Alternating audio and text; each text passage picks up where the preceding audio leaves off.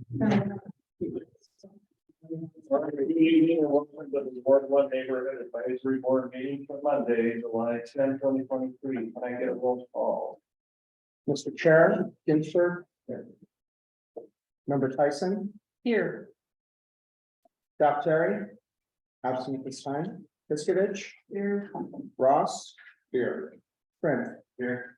Wager. Absent at this time. Warning House. Here. Mr. Chair, you have a quorum. All right, thank you. We're going to move on to item A2, public comment. This item is for either public comment on any action item or for any general public comment, and then limited to no more than 3 minutes. Mr. Chair, I don't have any public comment registered at this time. Wait, I've got one. Go ahead and come on up and just start by saying your name. You'll have 3 minutes, okay? Yes, I need to that story. And I'm here regarding urban parks, and I would love for a presentation regarding urban farms. Everybody has, or every entity has a different rule. And in the city of Reno, urban farms is allowed for 3 years by right. And then after 3 years, after you put in all the investment plans and new soil and all that, then you have to go through a conditional use permit. And so the rug can be yanked from under you. The neighbors have to chime in, everything else. Now in Sparks, it's a right by, it's a protected right to have an urban farm. And if we want to encourage farm to table, and say somebody has a little backyard and they want to remove all the curb and plant tomatoes and sell them, they are not allowed to do that. They're allowed to do that for 3 years, and then afterwards they have to spend $3,000 to get a conditional use permit. And in my neighborhood, this is kind of a fun fact. These are the top water users. 8 of them are on my street. And then I added some arrows. One is Paul Hall, and one is the Gordon, who's the city manager. What I want to do is I want to put a vineyard in my backyard. I have 6 acres. And I can't put a vineyard in my backyard if I don't sell the grapes. If I compost them or give them away or whatever. My next door neighbors have beautiful ornamentals. They use a lot of water. They have a lot of gardeners coming back and forth, and that's completely okay. But if I want to put a vineyard in, I can do that for 3 years, and then I have to get a conditional use permit. And then all that investment can be yanked. So please, and one thing too, I think a lot of people are concerned about commercializing the neighborhood. 4 houses up from me is a house called the Nightingale Home, and Jenny knows about it. It's basically a resort. It houses, they advertise as an Airbnb for 21 people. It has a swimming pool, it has a tennis court, and then they invite people to bring their air mattresses. So I can see where we have to worry about commercializing a neighborhood. But 4 houses up, there is a resort in my neighborhood that is unregulated. Now, if they turn it into a bed and breakfast, they have to get a conditional use permit. So I guess they just don't serve breakfast, and they're completely legal. So, anyway, and it's 132 Green Ridge. That's the party house. My address is 122 Green Ridge, and you can see this back lot that would be a beautiful space for visitors. Thank you. Thank you for your comments. Would anyone else in the room like to give public comment today? I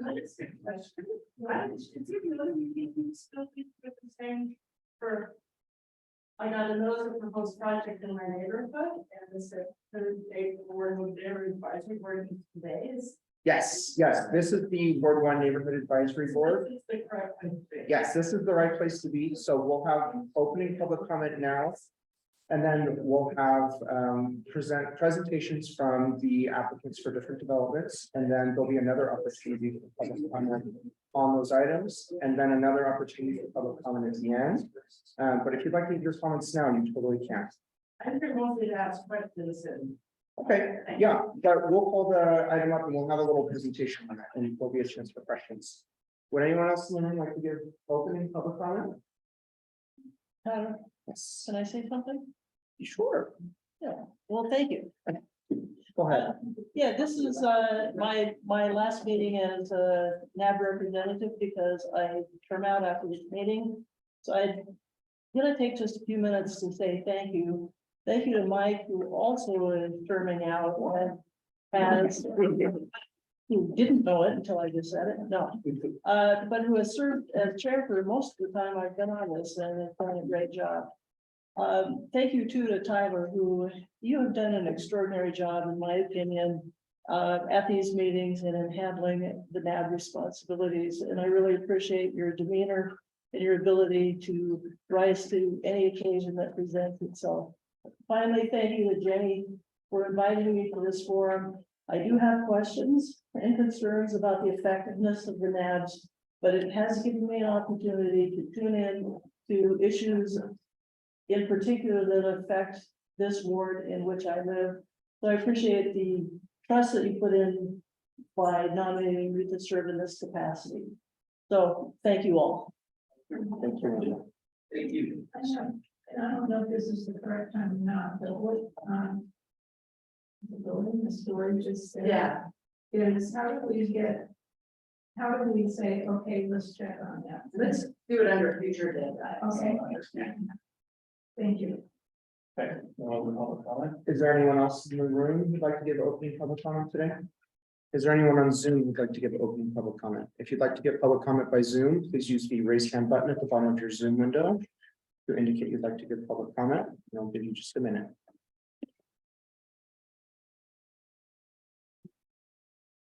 Question about where. So. I don't know about the Arlington Bridges, I don't know if that's here or in the Denver. You can either do it under member updates or future agenda items if you'd like to discuss it. You don't remember. Thank you. Mr. Chair, I don't see anyone who'd like to give public comment by Zoom, so we should be good to move on. And move on to item A3, approval of the agenda for the next meeting, July 10, 2023. I would like to move item B1 and B2 down to right between D and E. Future agenda items and public comment. Do you need a second? Or, We just need to make sure everybody's okay with the agenda. And if we move those two items down, I'll probably do the vice chair first and the chair second. So we need a motion to approve.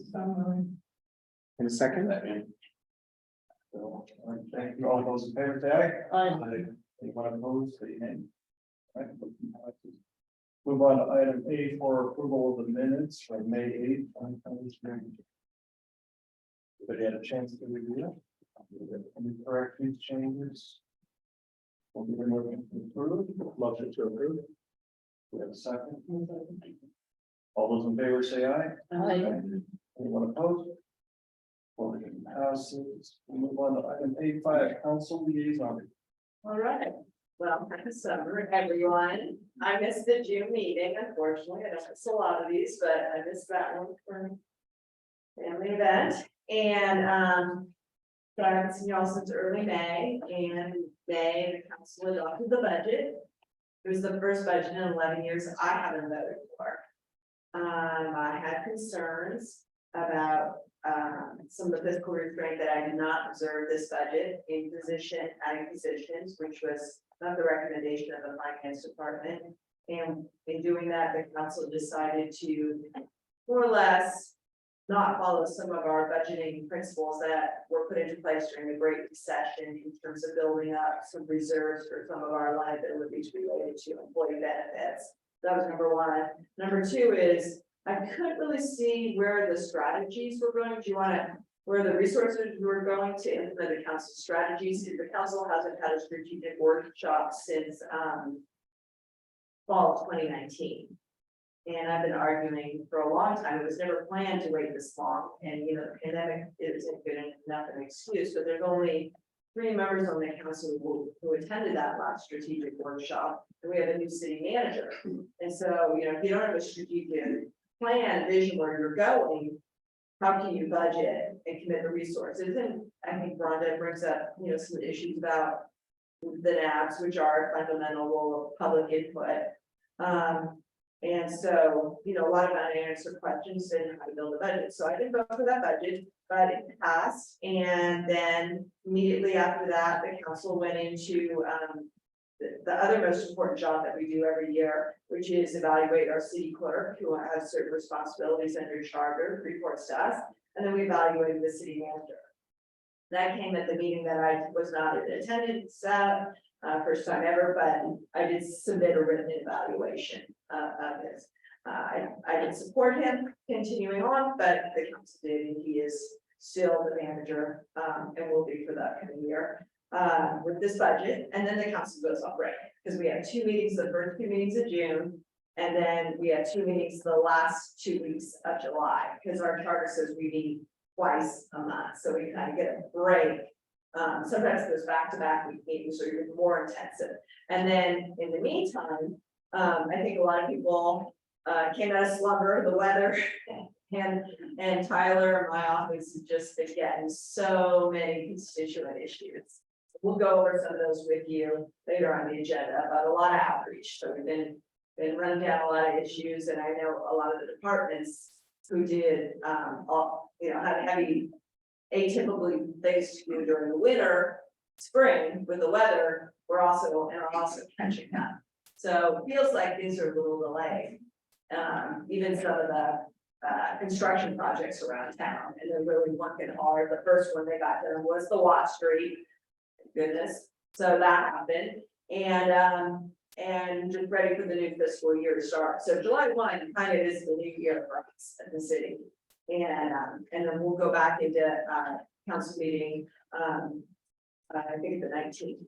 So that is kind of what's going on, and I'll later, I put some of the things that we've been working on the agenda, so we'll let you know some of the things that we're working on, both the Ward 1 traffic, and I think we'll cover the redirects then too, some of those, their traffic, and there's a few other capturing it. But lastly, I want to say it's been wonderful and Mike on, and thank you, Tyler, for getting these certificates, which I signed when I came in here, and recognize your exceptional commitment and contribution to community advocacy for Ward 1.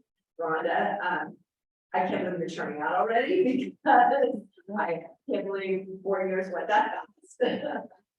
I can't remember, I can't even remember when we asked you to serve, because it was very evident that you were really an advocate for your quadrant of the city, of the ward, and I've always tried to fill the NAP positions with geographic disbursement through the ward. To me, that's the priority. There isn't anything in the bylaws, but I really want to have different ears from different parts of the ward. It helps me a lot. And she's been just fabulous in that way, represented a part of kind of the most urban part of Ward 1 that I had not had a good representative on for a while. And then little do we know that her community, and it was very nice also to have someone who has that HOA experience, management in a multi-level, condominium development, older one, bring that perspective. Little do we know, and it pains me, and I can talk about that they've experienced last fall, the devastating fire that, we talked about it a lot here, I would go on. But I do not want to lose sight of what you've been through. I think it's been very underappreciated outside of this, arm of the city. So let's keep it on the agenda and get a check in real soon, particularly when we come up on 1 year. I really want maybe September to have a discussion there, but it's been a pleasure to have you on, and you really have been a wonderful public servant, and I know you'll be around for 1 year. And then Mike just keeps coming up, because when I started in 2012, I think he's chair of the Works Commission. And then he ultimately turned out of that, took a break, got back on, did a stint on my NAP, turned out, took a break, came back on, and now. Yeah, well, I'm coming off in 16, 17 months, not that I'm counting. And so I'm sure I'll find around, and I'm sure they'll outline a lot of this. Thank you. It's always been a pleasure to work with you, and we share fabulous meeting. Huh? That's not Jason. Where are you at on the Park Service Committee Commission? Are you, huh? Year and a half, okay, okay, and then you have to take a break from that too, yeah. Yeah, and then, Tyler's gonna cover redistricting, in his update, and also we'll talk a little bit about where we're at in, filling positions too, when he gets that, so that's all I have, does anyone have anything for me? Great, move right on. We're gonna move on to item A6, staff liaison. Thank you all so much. Tyler Shaw, Community Liaison for the record. I just have a few quick updates for you all. I want to start, of course, by also thanking Mike and Rhonda for their service on the NAB. We really appreciate it. Mike, you're in a great meeting, and Rhonda, you asked great questions, so I'm gonna miss both of you. The next Ward 1 Neighborhood Advisory Board meeting will be on August 14th, so some of you mark your calendars. Keep an eye out for that agenda. As far as redistricting goes, what did you want? Well, yeah, let's give an update on our cleanup. Oh, okay. The Ward 1 cleanup was on June 24th.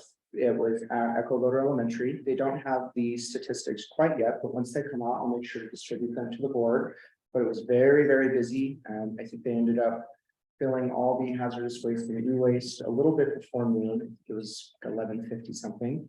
But it was very well attended, so we'll keep an eye out for the statistics. It should be pretty interesting. And our next one, tentatively. The next one, I think, is scheduled It'll for, last for the year. I think it's August 26? 6th. Yeah. It's end of August. We'll but let you know next. yeah. Yeah, Yeah, we'll let you know, and Yeah. I'll send out a Ward 1 newsletter also, just letting people know Yeah. in the ward that they can come out, and it'll be the same thing. It'll be normal waste, hazardous waste, and e-waste, household, no commercial waste. So keep an eye out for that. redistricting, Yes. where are we at?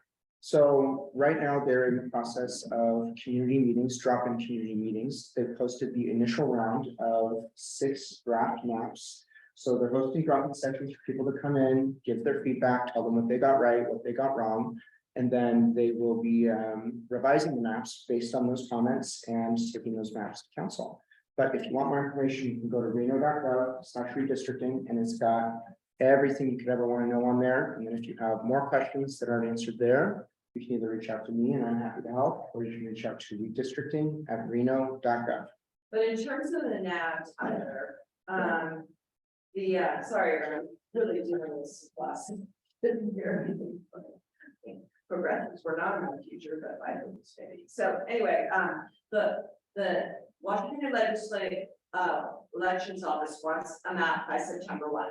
Yes, So that means the map has to go into effect and be adopted by the council on August 23rd. yes. So it'll go into effect for all purposes relating to the election by August 23rd. So Yeah, what that means is if you live in a ward, which we all do, you're going to get notice of where you're going to be voting and who you will be voting for, whether or not you've changed wards, whether or not you're still living in the same place. But the actual ward boundaries won't go into effect until the new Ward 6 council person is elected in the 2024 general elections. So there's going to be a weird 6-month overlap where the ward boundaries are there for voting and nothing else. And then once the new person is voted in, they'll go into full effect. but the first reading of that, because it'll be adopted by ordinance, and ordinances have to go to council twice. So the first ordinance adoption, and the council is probably, the manager's putting our back really to the wall, will be August 9th. Is that the plan right now that you've heard? I'm not sure. That sounds about right as far as the timeline Okay. goes, but So it's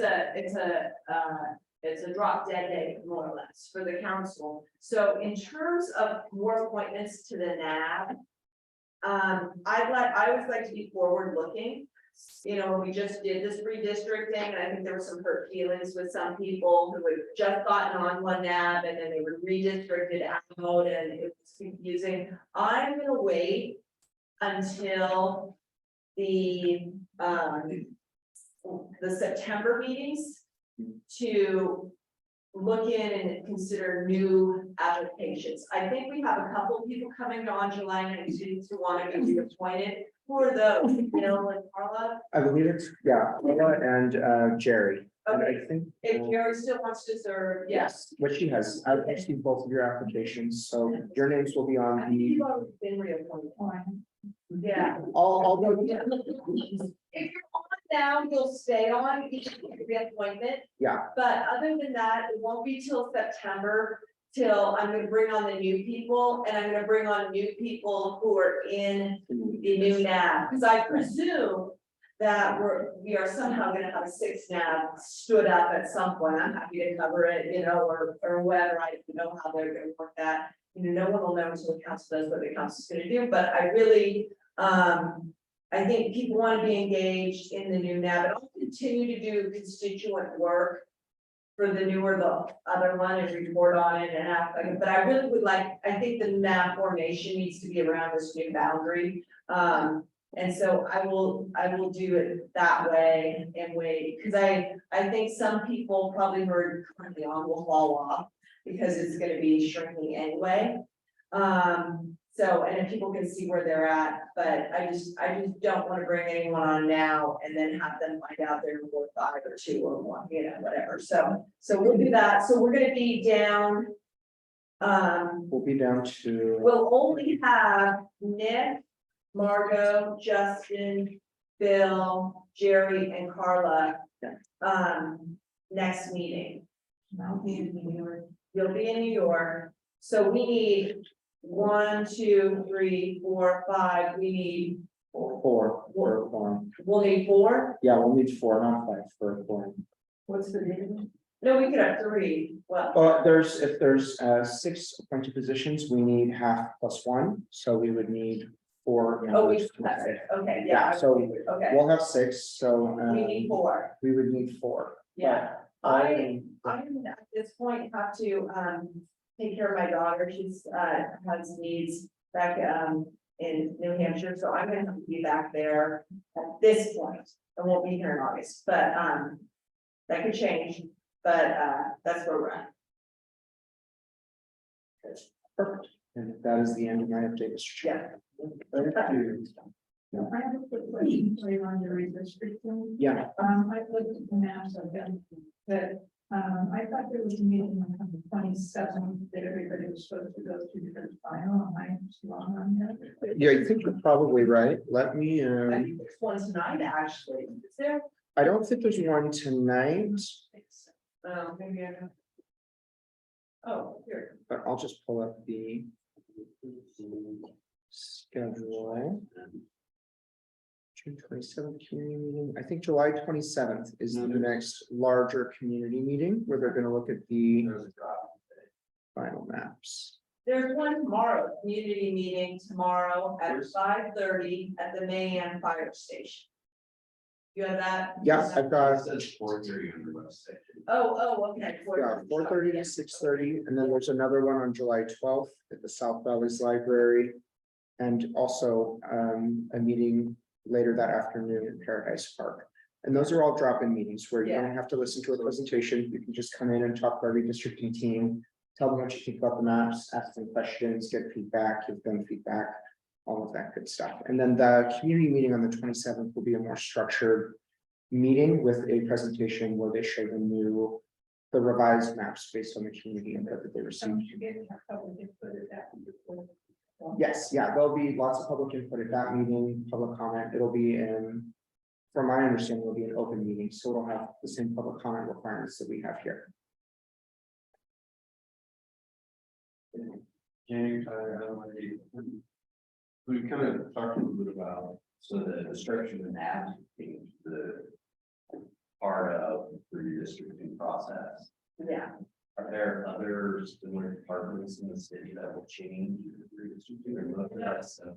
yeah, I don't think so. We don't really align stuff that way. The only thing is, they do more or less move the street projects around. Those correspond to boundaries, but, you know, they do 2 or 3 a year, you know, and they're north-south, but they do go to Ward 1, and Ward 3, or Ward 5, and 1 year, the next year, all alternate. Does it affect waste management? No, it doesn't really. Because it's looked at contract based on words. No, I think the component in the amendment was that each ward was gonna get a dumpster sort of thing, an allocation, so maybe those will increase. I mean, that's a big question, but. Yeah, no, it really doesn't impact anything, and I'm gonna impact the NABs, 'cause there'll be another one, but I've been advocating that the NABs kind of go through a retooling analysis anyway, all the boards and commissions. But yeah, I'm fine with it. Are there any other questions?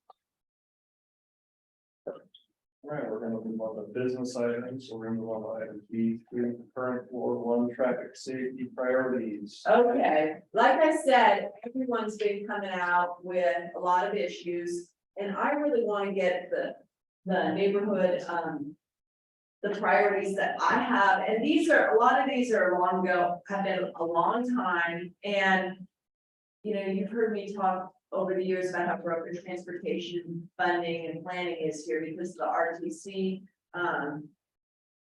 you know, problem. But, it's, you know, it's kind of an art of, they have all the money pretty much, and there's slow little distribution to the local governments, and the local governments bring their own funding in, which is kind of backwards because they're a creature of the local agencies. And then they only have a governance that represents just, you know, 5 members of, you know, 20 elected officials or so. So it's kind of a problem, 17 or 18. So it's kind of a problem that they're very isolated and hands-off. And then to add complications, they only do certain streets, the busier streets. So the streets that don't get done are the local ones, the smaller projects. And for example, Mount Rose and Sharon, which is a walk to work street, is inadequate because there are not sidewalks on Mount Rose Street, which is not uncommon. Sidewalks often were forgotten where 2 subdivisions edge up together. And I think that is what's going on, what happened at Mount Rose and Sharon. And then when you go on Sharon, there is predominantly sidewalk on portions of it. It's pretty spotty too. But that intersection in particular has a grade, it's on a route to school, Jesse Beck, and does not have any infrastructure there at that intersection. It's probably like a $200,000-300,000 you know, improvement, safety improvement, you know, some drainage involved. And ones like that, it just are the forgotten ones, the hard ones to do under the broken transportation system of RTC. But I understand that one might be going in 2025. So, you know, we're working on it for 8 or 9 years. And so it seems like we're getting some traction on that one. We have kind of a weird intersections really on local streets, and even though Mount Rose and Sharon are more or less collector streets, which is the classification of street type. They're just the hardest ones to do, you know. They just don't get done. It's really a problem. And they're the ones that you get the most complaints on. So Andromeda and Sagittarius is a pretty hard intersection, kind of West Plum Lane. I wish we had our little map. Remember our maps? Yeah, it's over by the President Street. Yeah, West Plum Lane.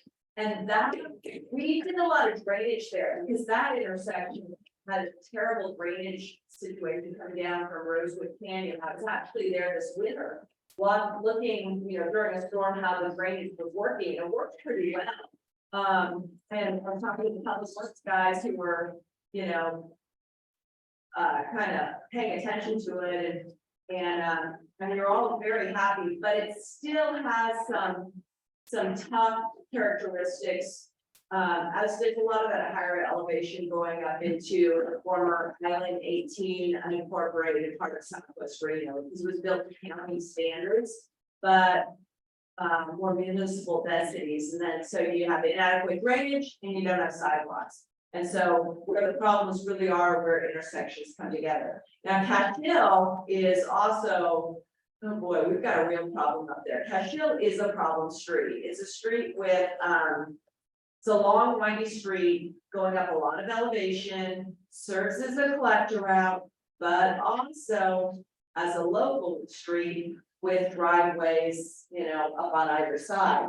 And this nice gentleman who I've never heard from before, showed us, you know, a just terrible drunk driver went through his property and the neighbor's property and showed us photos, and you would not believe it. And not only that, he had another one 5 or 7 years ago that totaled, you know, a classic car in his garage. I mean, I can't believe how bad this guy's situation is. So, it absolutely needs to be fortified to some way, you know, what that guy has. So we're really, really trying to push that. And, you know, I've made a lot of not, you know, friends in the development side of the community when they bring in streets exactly like Cashel's design. And they want to load 500 you know, units of the subdivision above Demonte Ranch. It's like, come on, guys, you cannot have these dual characteristic streets. It's not a good setup. So, and you can't build them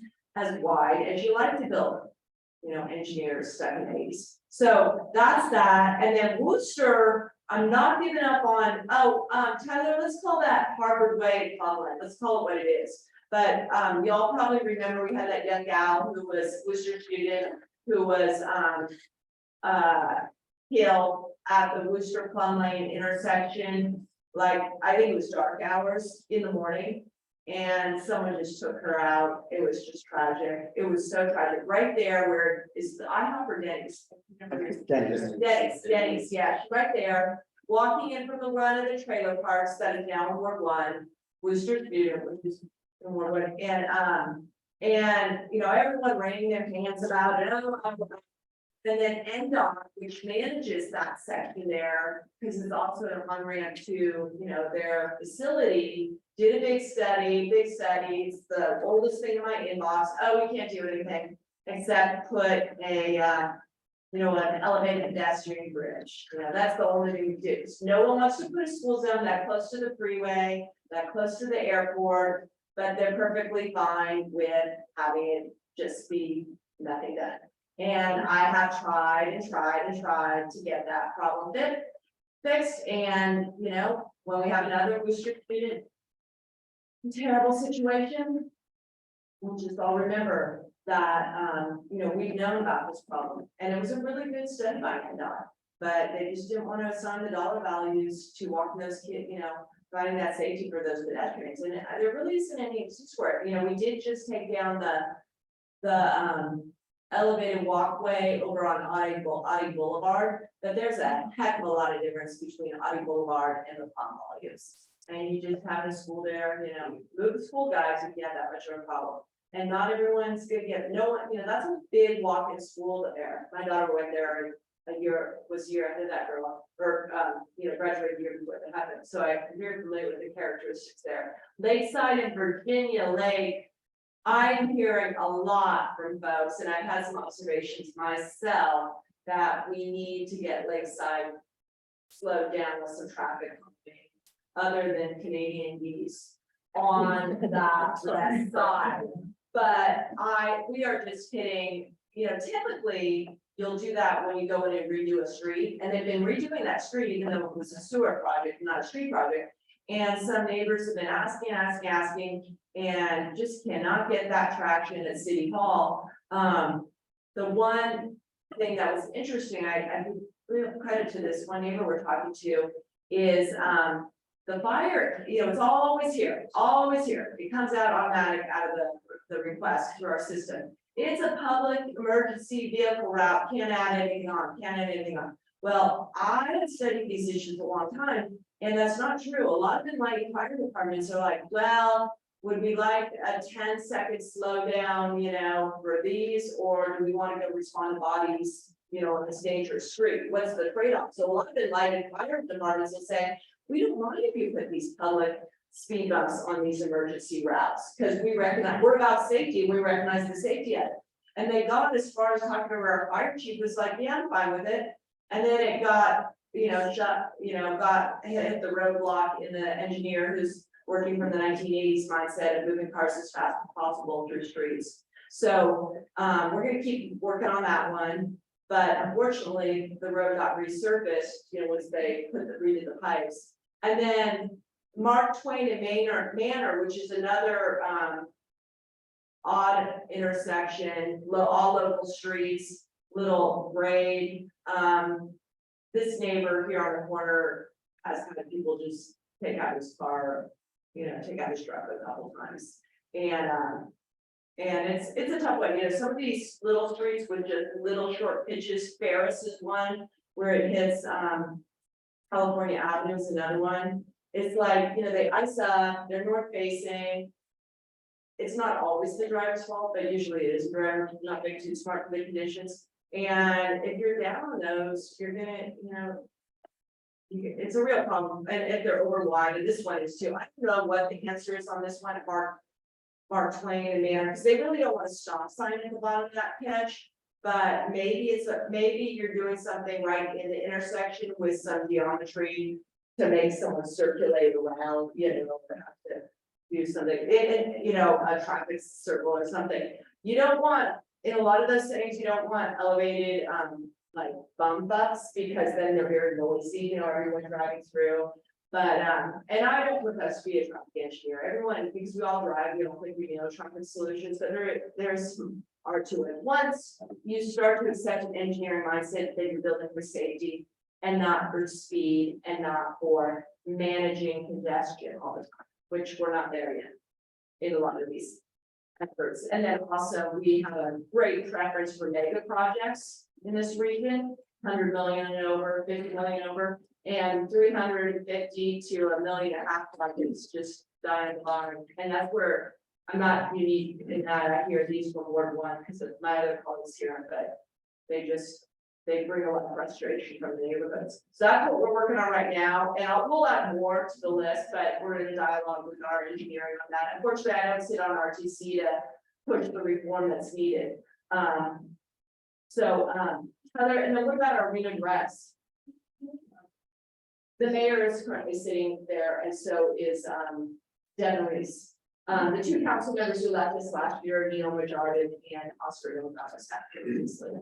And so, Tyler, do you have our current Reno Directs? I just want to show you, because we've been getting a lot. Well, okay, I'm thinking like, so that speed limit is 15. Yeah. Yeah. Yeah. I heard that. Yeah. Right. Yeah, you really need to think of traffic safety as the 3 E's: engineering, enforcement, and education. And you need some engineering solutions there. You have enforcement in theory with the 15, but I mean, yeah, we don't have a lot of that. So Ward 1, what is that? I'll filter that in Okay. just 1 second. Yeah. Yeah, well, these are these tight glasses that I have that are, And I'll blow it up a little too, so we can see it better. yeah. So as Councilmember Breakfast has mentioned, we've been getting a ton of Reno Direct. Are these all mine? requests. Yeah, these are all yours. So we've Yeah. got just in the last 2 or 3 weeks, almost Yeah. 30. And that's not just Ward 1. These are the ones that have reached out specifically to Councilmember Breakfast or myself that have some sort of complication or something that requires a little bit more action. And a lot of them are illegal parking and abandoned vehicles. I think probably almost half of them, or maybe even a little more, are illegal parking. But we've been working with parking enforcement to get vehicles towed where they can. There was a squatter vehicle on White Fir that Yeah, was recently Finally towed. got rid of, yeah, those big RVs, which, there are a lot of, and I think, we've got a lot during COVID, a lot of. And it goes back, obviously, to our housing crisis. Those are really tough to get rid of once they are no longer, they're parked somewhere and someone's no longer around. There's really tough, you gotta go through a big process. And unfortunately, when we came out of our master plan, we were really gonna stand up more rear best parking division, and none of that's been, so it's still treated as a stepchild in a lot of ways. But those have been some of the issues mostly, let's see, yeah. Yeah, pretty much a lot of that. Someone, felt that out West Fourth Street. Where a lot of the cyclists ride needed, never got swept, and that was not a surprise to me because NDOT was short of the staff. And they managed that road and they gave the cities, heads up, we're not gonna be able to, sweep, do a lot of the road. And so I'm hoping, that just happened last week, I'm hoping that our staff went and swept that road. Another one is, Old Southwest, the California Avenue project is a lot bigger project than I thought it was gonna be. I mean, it's really. Yes, so there's a lot of cut through traffic that's been very negative through the Newlands neighborhood, and we've called on that. Jacobs, of course, is blasting noise and sound, and that's bothering people. And, yeah, so those are some of the issues that we're working with. If Jacobs came and asked for some sort of permit to advertise. Events in their adjacent court square, did that improve? Yes, it did, but there's still some litigation going on. I think they just had a court date. I don't remember the issue on this. This is much more, what we're getting should be much more straight, code stuff and not necessarily the enhanced property rights that they were given by the council and the subsidies they were given by the council. It's basically, light overspill into, people's bedrooms and stuff, because there's a lot of multi-family right now. And hopefully code is taking care of that. Okay, anything else, Tyler, notable to bring up? Just a lot of illegal parking, but if you Yeah. see something, reach out to Yeah, Reno Direct. Yeah, Or hey, we- yeah, And we can help get it fixed. and I'm always happy, to put in Reno Direct service requests for, residents and businesses, if they don't want to do it. Was there a reason they discontinued the app? So I was actually gonna ask, Yeah. a related question is, have you noticed a difference in the number of redirect inputs since they changed the system a month or 2 or 3 ago? So they just recently switched over. I do a monthly report from Councilmember Breakfast's office on Ward 1 for Reno Directs. I haven't done the report yet for June because they haven't sent over the data, but once they do, I'll be able to see if there's a major difference in reporting numbers. And they did just switch to a new reporting program called ServiceNow.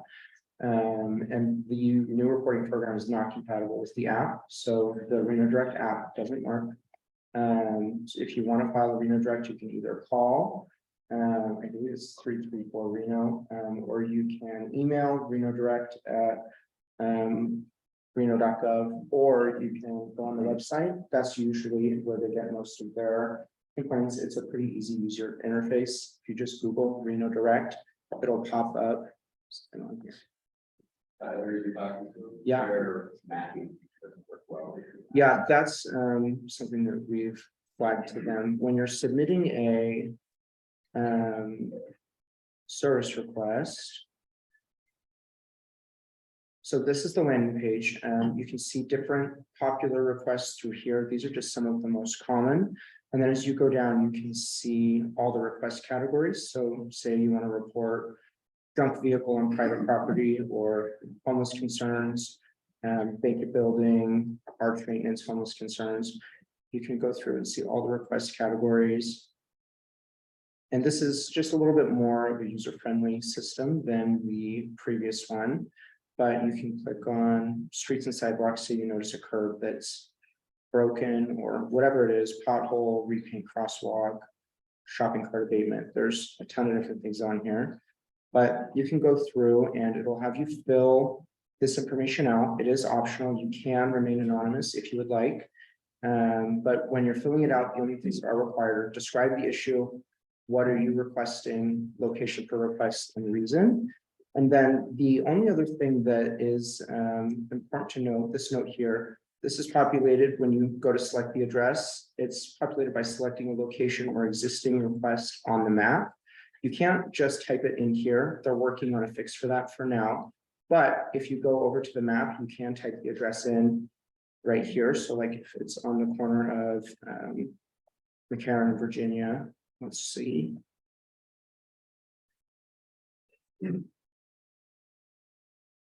Yeah.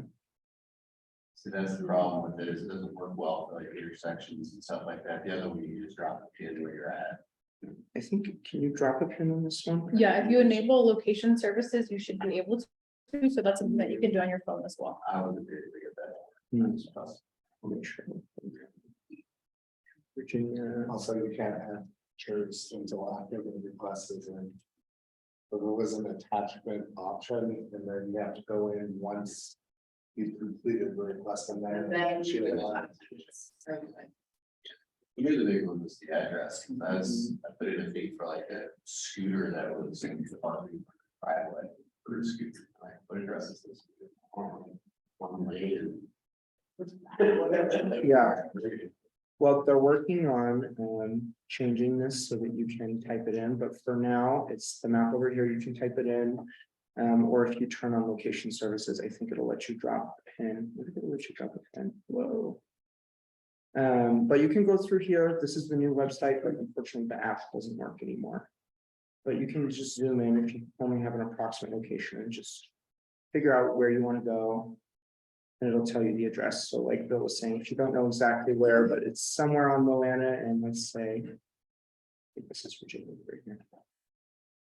Yeah, that's not, Zoom in, you just pick a that's picture. not easy, yeah, and I'm about this. That's- It was not easy to switch over and set up new accounts, and it was not easy to Yeah, this switch do over. this. I understand why they're doing it, kind of makes sense, right? Mhm. But there's that was. Yeah, well, we appreciate your feedback, and I'll make sure it's communicated with the Reno Direct team and the team that's implementing the new service, so they know what the community is saying, thinking about it. Thank you, Bill. The other items you would like to add is. During that, we're gonna move on to item B4, development project.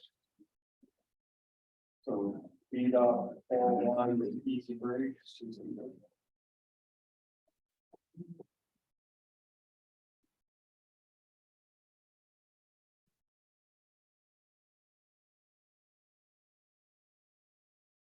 Good afternoon, board. How you doing? My name is Minor A. Carpenter, my wife Nora Carpenter. And what I'd like to do is just take about 30 seconds to explain how I am here at this moment and being part of the advisory board, that kind of stuff. So I bought this shop on 295 Gentry Way back in April of 2000. Bought it and bought the business, an existing business. And then it's been 3 years until recently I applied for a business license. Upon finding out that Reno did a rezoning, I was denied a business license at that moment. So, being denied, now I'm doing a non-conforming conditional use permit. So I have to pay $4,500 out of pocket to get this process started, just so I can get this business and hopefully not lose my investment. The city of Reno easily told me to, hey, just move to a conforming zoning. So as you'll see in the pictures, it is already established. I didn't add or delete any equipment. I already got the lifts. I got this, I got a bunch of stuff. So a lot of roadblocks were put in place. So you may ask yourself, hey, why did it take 3 years to apply for a business license? So I don't like using this card that I'm about to share with you, but I feel like I must. What I was doing 3 years ago, I was serving in Okinawa, Japan. I'm retiring this year. July 31st is my last Marine Corps paycheck. And that's what I've been doing. It happened during COVID. I know COVID is not an excuse. However, it is a fact for me. I could not travel out of Japan. I was under strict Japan bubble. In other words, I could leave, but I could not come back. I could not afford to do that. So I had to stay in country for 2 years. Upon that, I got restationed to Hawaii, where I actually got put throughout the Pacific, and I ended up deploying, which kept me from applying for a business license. So I submitted my retirement, and here I am, and I got denied. Frustration part is I am surrounded by mechanic shops, and none of them are put through the ringer like that. It's frustrating, but it is a process, and that was my background why I'm here. So with that, I'd like to start off with my presentation, if I can get next. So this is my location, 295 Gentry Way, unit 18 and 21, where the red rectangle is at. It's 2 units, one's facing north, one's facing south. Those are the 2 units I am renting. Next, please. So this is coming straight from the planners themselves, all the squiggly lines I did not do, however, this is what they gave me, they said I can use that. So again, it's part of the mixed use urban area, and that's where the shop is located. I just want to point out that here, complete automotive repair shops surrounding me. Next, please, next slide. So as you can see, this is a designed land use designated mixed urban area. Again, just to reference where we're at, where the shop is located. Any questions or concerns at this time? Okay, I'll move on to the next slide. Thank you. So this is the layout. I did a little quick diagram. Please excuse it's not to scale, however, I did my best to put it out there. So this is the shop. Want to point out that this is pointing north, and this is pointing south, based on the shop layout. Next slide, please. So this is what the shop looks like when I bought it in April of 2000. It's a shop. It's not, hasn't been touched. However, the city is treating me like I'm a new project, I'm coming into town, the whole 9 yards, and I guess I failed to do the business license in time, which is fair enough, going through the process again. The only thing I ask from the board is your understanding, and that's pretty much it. My hands are tied. I invested a lot of money in this. Any questions or concerns so far? My question would be, maybe more to the beginning, how, and I just pulled up my little map here, yeah, it's surrounded by other mechanics and whatnot, how could that happen, that they could rezone an area that's. Yeah, it's commercial to something else while there's business. Yeah, I don't know the specifics. I can answer that. Yeah. So I did my research, I did a lot of work. So what happened literally is they rezoned the area to a quarter-mile every off-ramp and on. So all these other shops that you saw are grandfathered in. So initially I requested a grandfathership just because of my military service. I don't like using that card. After 27 years, I was like, look, I'm just asking for a grandfathership. I can show you proof I was in Southeast Asia. You know, this is what I was doing.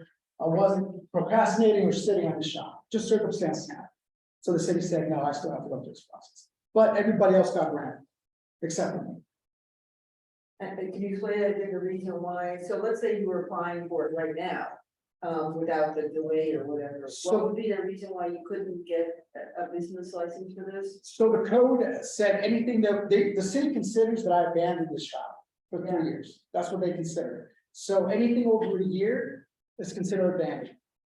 But because it took me 3 years, they consider abandoned, and I'm trying to reestablish myself. So they're looking at me like I'm coming back in and starting brand new. So that's what they're saying, that I am out of zone trying to apply for a business license as a mechanic shop. Yeah, because the rezoning. Yeah. The vision of the rezoning was to move this area to a different kind of use and activity. And bit by bit, those would get phased out and it would transition to this other zone. Well, I mean, still with mechanics there. Well, but that's the idea of, you know, and I don't know the specifics, but that is the concept. And they are very difficult considerations, these grandfather cases. I don't like to use the term grandfather, but it's the concept is if you bring in a new zoning, you're really hoping that the area is going to turn over and go in one direction, and bit by bit, the ones will expire. And so you'll have the character of trend that other way and cause less conflict with other uses that, you know, may be more preferred or trending in a more broad way. And it does come into place, you know, the hardest of the land use conflicts are more industrial uses in more residential setting. So I think, you know, the argument could be made, you know, it's a neighborhood, there's been a lot of apartments put up. Auto-oriented uses are in conflict with that. We need to have them expire bit by bit as they go. And the trick he could have done, but he didn't do, was to just pay a business license. Since 20 years? No. 3 years. 3 years, yeah. you could have just, and I don't know how your business licenses, live. But, or pay, you know, if you flat fee or yours is on a revenue, you know, So if I may, it's revenue. And even though you weren't making any revenue, you could have kept it alive if you knew, and it would have made a lot more sense to You you nailed than what you're doing right now. you nailed it on the head, ma'am.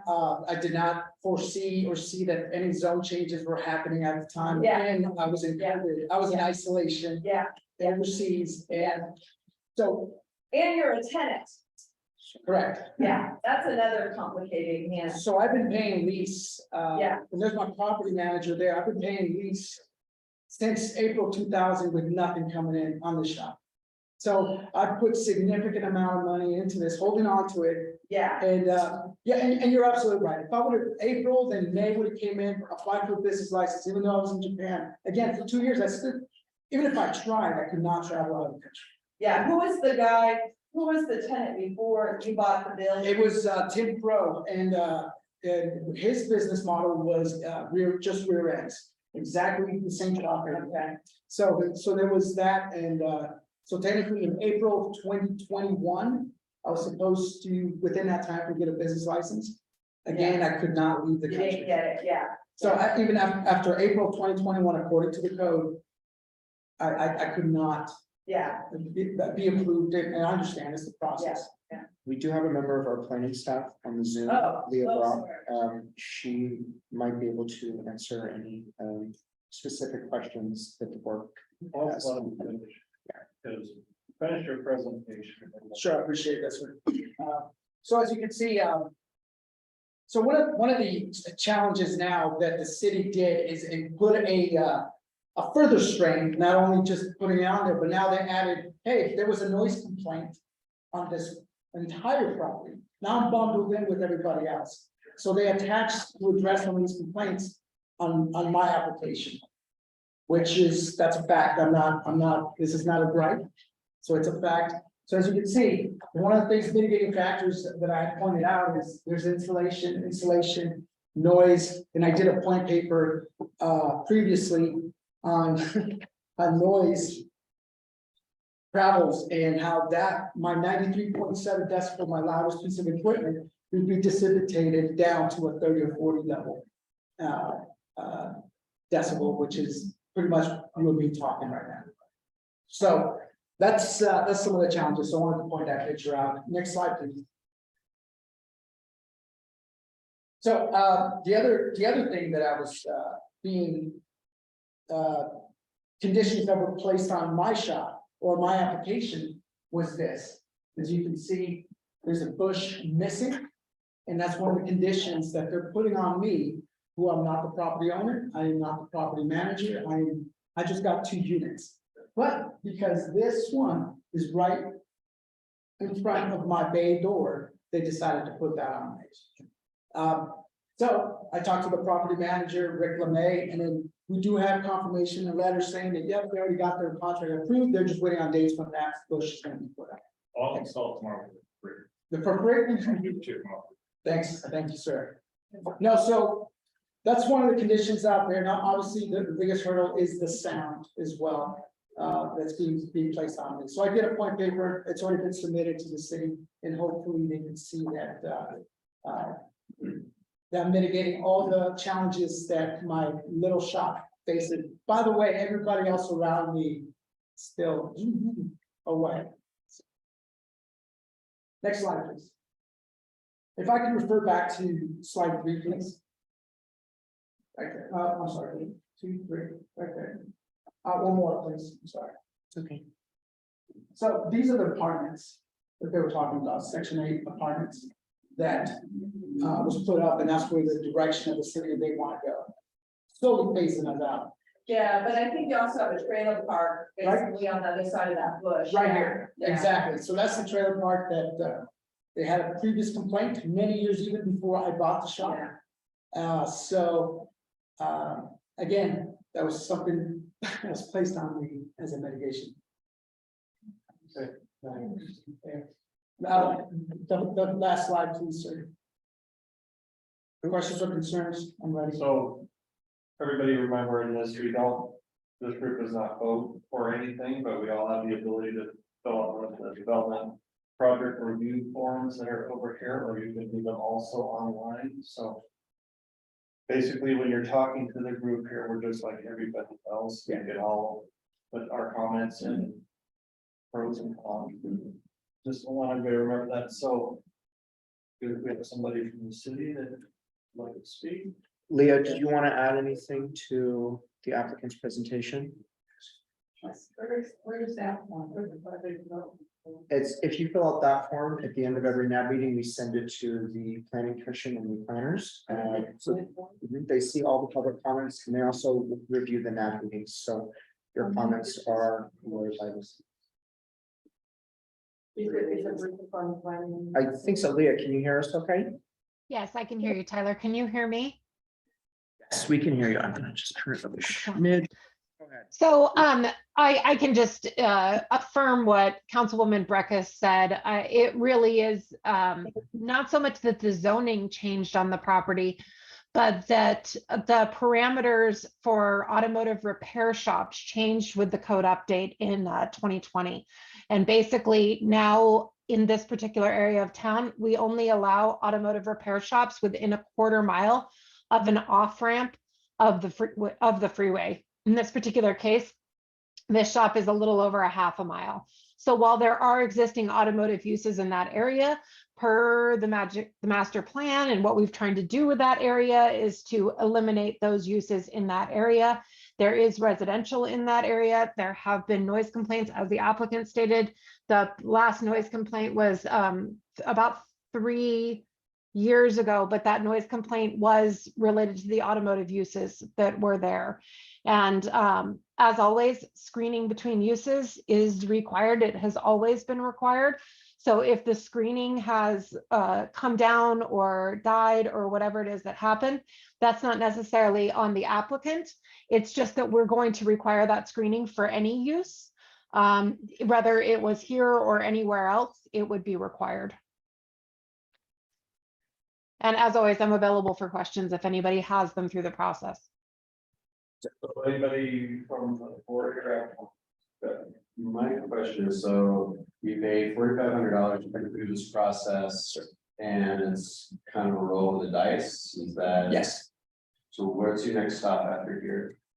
Well, this is I'm very confident the process will probably go to my favor, because one of the things I wrote in the application was that I'm not a complete auto repair shop. One of the questions and concerns from the planning is, why would we need your shop?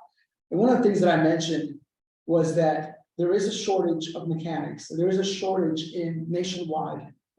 So I did put up those numbers and I presented those numbers to the city. And on top of that, I'm not a complete auto repair, I'm just a brake and diagnostic shop. And that's one of the things that selling points, and that's to get every average citizen, instead of the 1 week wait time with my shop, you're coming in 1 day appointment, get your brakes out and you're out the door the same day, or maybe 2 days. By waiting 7 to 10 days, an ordinary citizen actually drops off their shop. So that was the question that was posed to me. And that was one of the things, hey, my business model is not a complete auto repair shop. I have very minimal hazmat because I don't do oil changes.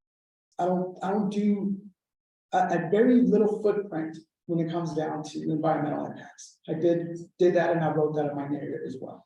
So I'm confident that this will go through, and if it is, I mean, I have to sell my equipment at the end of the day, which I will lose a lot of money, which is. The next stop is the planning commission, is that right? That is correct, sir. Thank you.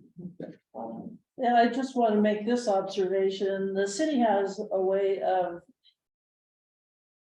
letting things happen if they want them to happen. There's exception policies everywhere, so. Absolutely, and we see it time and time again in this process. I wish you well and I thank you for your service. No, thank you, ma'am, I appreciate it. Any other questions or comments? Anything from the audience? If you have any questions about the property out there for 25 years, I can take you back that far. I can answer any questions regarding any voice complaints or any of that. In fact, they've got a hold of the owner of the park next door. He's got his email, which I can prove all. Can you just say your name from the? Oh, Rick Renee, I'm with a company called Davis and Young.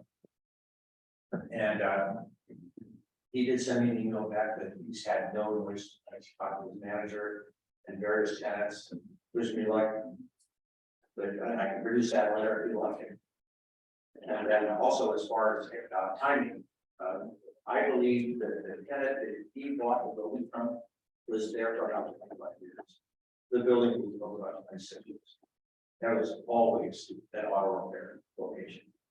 And that's only 1,800 square feet. Cars all kept inside at night, no inoperable cars. We got a great group of tenants over there. I have any problem with any of the tenants, I hear about it. We solve the problem, we don't need somebody to tell us what to do. Regarding those streets that we're going, they got it. So they just have to back it, made sure I got a copy of the email, the announcement the fact that they did get the approval for the, did you, but spend the money, the landscaping thing. It was, I told him that they got it, was the fact. Also, I'll put the plans in, we can see turn bar country, I'll list all those plans. If that's what it takes to do this. Without any question. Thank you so much. Rick LeMay, I don't know if you heard him. Oh, I did hear that. I'll install the plans from tomorrow. I got some of them under share now, I'll go with plans tomorrow. Again, I'm not the manager, I'm the leasing agent, but I'm sure not the owner, if you want to do it, that's fine, yeah. But then, that's what they're, those ways, they're part country use license, I'll do all day long. Not a problem. All right, thanks. So any other questions regarding this? Cool question. And it's the process about zoning, so the city. And I'm sorry, I forgot the lady from the city, that's something to do. Aaliyah Brock. Aaliyah, maybe this is more for you. If the city changed zoning with the idea of doing something different in that particular area. How does that affect the folks that already have a license there? And how does that affect this gentleman 5 years down the road and all of his other neighbors? Like what's the impact of that? So any uses that were pre-existing prior to the change in the zoning code become non-conforming pre-existing legal uses, and they can continue to operate in perpetuity. The key to that is that they have to maintain operation and not allow that operation to lapse for over a period of 1 year. If it lapses for 1 year, then they lose the pre-existing non-conforming right to use that property. So for all of the existing tenants right now with those pre-existing uses, they are essentially assumed to have conditional use permits to operate.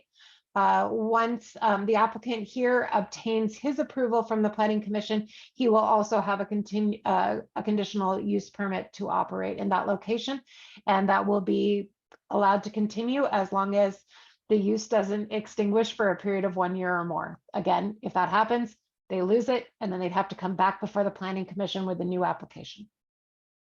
Thank you. Any other questions? So quick question on the city,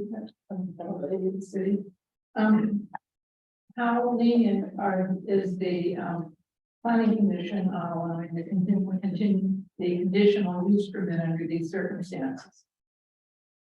That's a good question. I'm not sure. We have a couple of new members of the Planning Commission starting this month. They have not heard applications from the city of Reno, as far as I know, and we'll see. These are always, of all land use regulation issues, these are the hardest ones, these and signs. Very difficult. What's the staff recommendation to be? I'm not the staff assigned to this case, but my understanding is that they've been working with the applicant to come up with some conditions of approval that they can support in this case. Thank you. All right. Anybody else have anything they'd like to add? Right, hearing none, thank you for your time, good luck. All right, thank you. Appreciate it. We're going to go on item B for LDC 23-006 for RG and storage yard.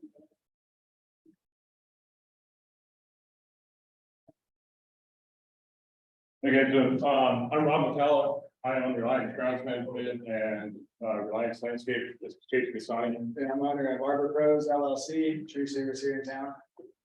As you can see from some of these pictures, we are service people basically for the community. We go out, he takes care of trees, I take care of landscaping, we both do snow removal. We do it in various different aspects, we're actually contracted with the city on multiple occasions, Chase does a lot of tree work for the city. I take care of all of the city's LD or LMDs right now, so we take care of everything that basically Parks and Rec can't take care of for you guys. Let me go to the next slide.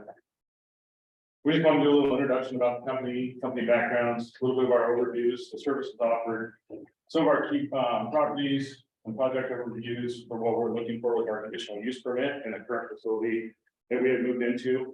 We got into a really difficult situation. Chase and I were leasing a piece of land over off Stoker Avenue that had been grandfathered in. It was the Games Old Yard, it was construction yard for the last 50 years, 60 years.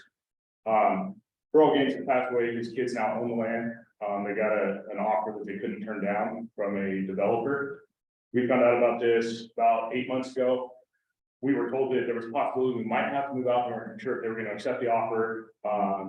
We went through winter, obviously we had a very wet winter, we were doing a lot of snow removal. It made it very difficult for us to be able to do any improvements on any land, to be able to build our facilities or anything else, because it was just been a mud hole. At that time, we reached out to the city in regards to the facility in which we were going to discuss today. And then from there, we got basically a 15-day notice to vacate the land that we were currently operating our business out of. Brought an attorney in and said, get off the property, you don't have a lease to stand on. Because at that point, we were month to month, and we literally had nowhere to take our business. We were screwed. And you're going to see throughout this next slides the magnitude of our business and how big Chase and I have built these two businesses. And there's just no way you couldn't shut down. We're in contracts. We don't have the ability to shut down the business. I'm not going to send all of my employees and all the payroll and money that comes back into this community and just close down the business. It wasn't feasible. And Chase knew somebody owned a piece of land over on 4th Street corridor. And he basically said, hey guys, I own this land. If you need somewhere to store your equipment, move in. And he gave us an opportunity to continue to operate our business to continue to provide it. So you can go to the next slide, please. So Reliance Grounds Management, our pros, we actually both started our business in 2016. I met Chase when I first started my business. I needed some help with some wood chipping. He had his company in. He was real small then, I was real small then, and ever since then we kind of piggyback off each other and grow together. We're seeking a conditional use permit for a storage yard on 4360 West 4th Street. That is just past Truckee River Rock on 4th Street. As you continue down, there's a small weekly looking motel area. Just prior to getting to Reno Green and Artistic Gardens and a bunch of our other competitors, they're on the exact same street. So it's actually down in the hole below 4th Street, right next to the railroad tracks property. So it is a nice little hidden yard. There's only a few people that can actually see it. So we thought it would be a great place to go ahead and move into as we continue to go through the process with the city on permit and everything.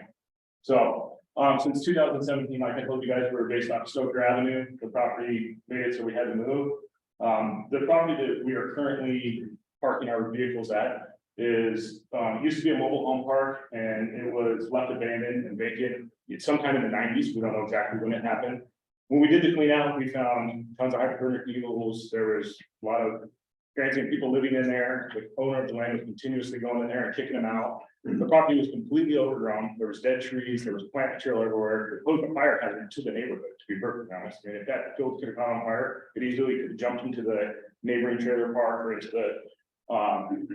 the motel, whatever it is on the corner right there.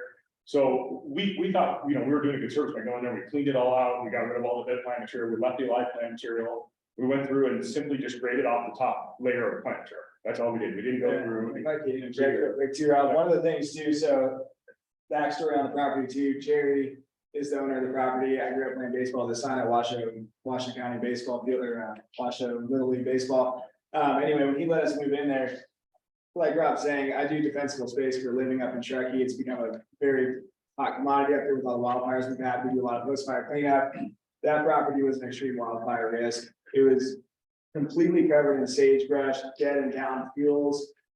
So Rob and I, we don't own that property, we're leasing it. We only have a temporary lease on it. So we put a significant amount of our time, energy, and money into clearing that property out. It was a benefit to the community by reducing the fuel hazards. I think it was a benefit to the community by reducing the amount of transients, drug use that we found littered throughout the property. People literally living on the property. The owner told me there was numerous police calls he got on the property where there were stolen vehicles abandoned there, escaped people from the prison in Susanville were staying there. I mean, it was just not, it was a desolate area that was complete fuel risk to the community. So we put our own dollars into clearing that out. We've completely not necessarily graded, but we cleared out all the vegetation, made it a flat piece of land, built a fence around it, and parked our equipment on it, and that's what it's become. And the fence is just for security purposes. And we put up privacy slats so that any of the adjacent people can't see the equipment in there. We try to make it as nice as possible. We actually had somebody from, what department was that from? The letter we got where he said that he came out and did an investigation, and we did such a good job, he has no. Environmental control came out and looked at it, basically said, you guys did such a professional job doing this, and we're both licensed contractors, and if you guys did such a professional job, we literally we have no complaints or anything that we would say that you need to change how much you did. So the biggest problem that we have is we didn't have time to pull a permit with the city, and we need a conditional use permit to continue to operate there. So if you go to the next slide, please. And the main reason too, just also on the conditional use permit, was it was over 6 feet tall of storing equipment. I think Yeah, that's that's the reason we need it. If we're gonna put anything there that's taller than 6 feet, which is all of my vehicles, we need a conditional use permit. Otherwise, it was already zoned for mixed use, so it was already an acceptable place. It was mobile home park before, which confuses me why there wasn't already a conditional use permit, because those are taller than 6 feet, but I guess that's that. So right here or there. So I'm the owner of Reliance. I was raised in Gardnerville. I'm native to Northern Nevada. I've lived here for 15 years. I live in Ward 1, where obviously this is. I live at the top of Plum Lane. So my wife's fifth generation Reno resident. She got fifth generation UNR graduate too. Her great grandmother was in the first graduating class from UNR. So this is our home. My kids go to Roy Dawn, which is right across the river from this yard. So I founded Reliance in 2016. This is the typo. Our monthly payroll is about 400,000. So our annual payroll going back into the community is roughly $4.5 million a year. And that goes back into local employees. They spend all their money back here in town. Majority of our employees are Hispanic. They put all their money directly back into this town, into the community. Whether it's grocery stores or whatever it is that they're doing, we're providing a substantial amount of revenue back into the community. That doesn't even count Casey's revenue, or Chase's employees, the amount of money that he puts back in the community. We do newer sponsorships. Last year, I was the main sponsor for a large golf tournament for the Renowned Children's Foundation. We raised $85,000 one day. Nevada Hopes, we do donations with Big Brothers Big Sisters. I'm on the board for the Nevada Military Sport Alliance. So we're trying to get back. We're not trying to be jerks. We're not trying to mess up the community. We just need to keep moving forward with it. Go ahead and go to the next slide. Quick background on me, born and raised here in Reno, Nevada, went to Elizabeth Lenz Elementary School, Galena High School, founded Agripress in 2016. Grew the company to about 60 employees at a peak last year. I've now expanded into the Reno, Truckee, Tahoe area, Carson, just kind of the whole surrounding area here. Similar to Rob with sponsorships, I'm highly involved with the Reno Rodeo, the Northern Nevada Apartment Association, the Nevada Landscape Association. We donate our services for the Veterans Memorial Cemetery in Fernley. We're involved with foster programs in the Military Alliance as well as we sponsor numerous different opportunities with our employees, whether it's baseball teams, etc. So to touch on Rob's topic of the fact that we're here to provide for the community, be a part of the community, we service the community. We're simply looking for a location to park our equipment at and operate from. So with Reliance, I have about 20 years in the green industry. My team leaders are all landscape industry certified. It's a very difficult certification to get. It's actually a series of like 7 tests. You have to go to real estate. We're kind of like you guys do the real estate division, where you have to go into a full lock area and take an actual certified test and everything. So we run employees that actually know what they're doing. We're trying to run this business at a very high level and be able to, provide a very high quality service to the community. Like we said, we run about 90 employees. That's where I'm about right now. It's about 90 employees. In the winter, we'll downsize quite a bit. That'll reduce the amount of traffic and any vehicles in and out of the lot. It's just peak season for us because we're mowing and everything right now. We're trimming all the bushes. We're doing everything we can to maintain properties at a high level. So we have about 40 vehicles in the fleet, and these are just a few of the awards that we've won in the short time in business throughout the Nevada Landscape Association. These are awards from Double Diamond, Lake Ridge Shores, to Somerset for installs we've done. So just to give you a little bit of a background on the company and what we try to provide for the community. We do commercial lawn service, we do weed control, tree trimming, improving, irrigation, cleanup, landscape installs, and snow removal. That's basically what the company is. We're We run parallels to the large companies that some of you might have known as Signature Landscape that's got bought out by Brightview, which is a nationwide company, Reno Green. Some of you know, we compete with them already. So I give you an idea of who we are. Similar services, specified to trees, tree pruning, tree removal, stump grinding, treatments, diagnostics, mapping, inventory, arborist consultations, tree risk assessments. And then all of our byproduct from what we do is donated back to the community. We don't sell any of our byproduct. We donate all of our wood chips and our firewood to everybody in the community. So we have those links on our website for people that want free firewood, that want free wood chips. We'll drop the wood chips off, they can come pick the firewood up. That's one of the perks that we try to offer back to the community. So some of the key properties that I believe most of you might recognize here in town, we take care of the whole entire Somerset Master Association, basically from Charlemagne's all the way to Verdine, all the roundabouts, everything else there. That's one of our big projects. We take care of all of Double Diamond, the whole entire Master Association down there, Ranchera, Lakers Shores, the Legend Park Arena, the large hall that I'm sure most of you have been to. Like I said, the city of Reno, L&D's, the Aces Ballpark, beautiful ballpark downtown, we take care of that. You know, we have 40+ properties in addition to that. So we want 100% get back and try to make it work with beautiful property.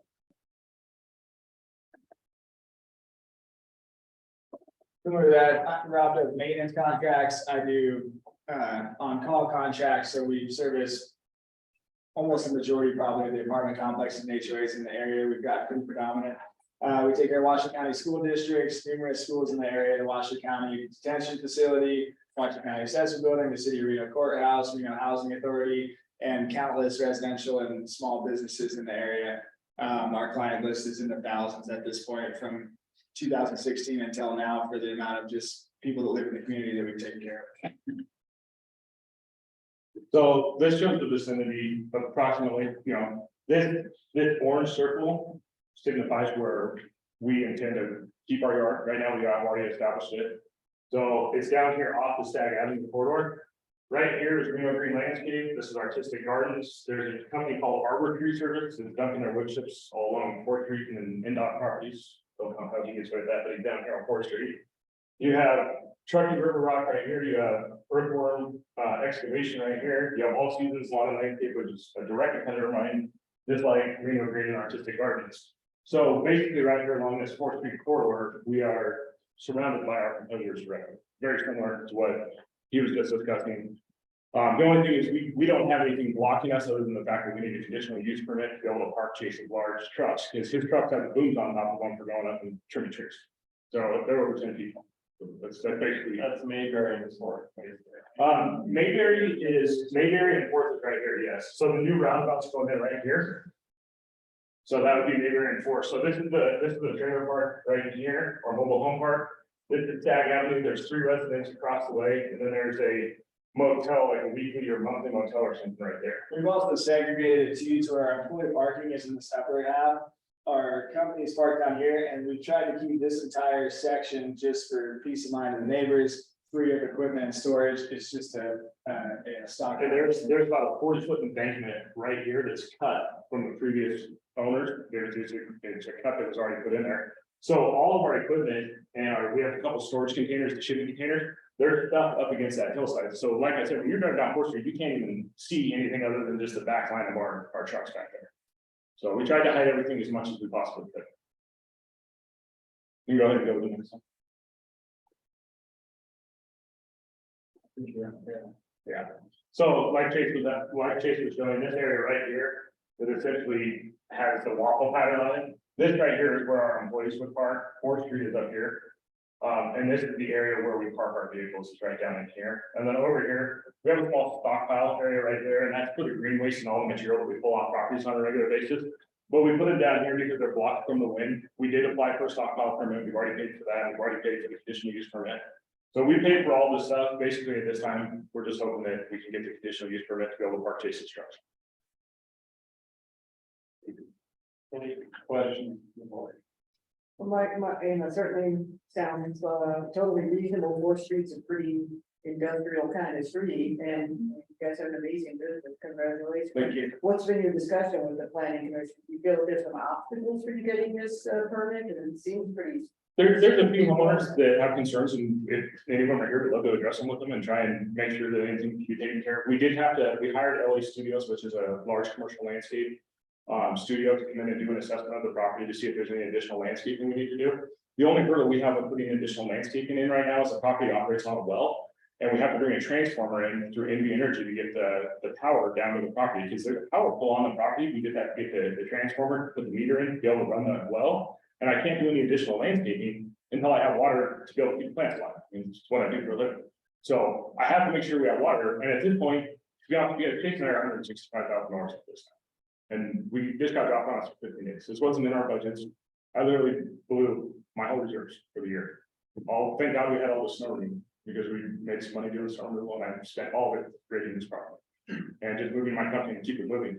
So I don't want to dump any more money into this until we can get a conditional use permit. Then I can go in and do any perimeter landscaping or anything else that the landscape architect, chooses that we need to go in and do. To protect anything from the neighbors, any neighboring properties that have any issues, whatever they are, we'd be happy to work with them. I want to make sure we can move forward before I go dump any more money into this.